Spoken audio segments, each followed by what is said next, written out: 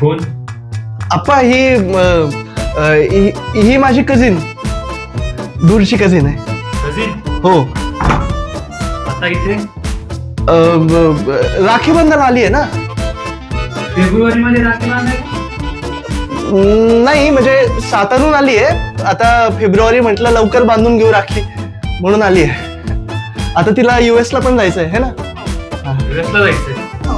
विजा असेल तुझा? अप्लाय केलाय.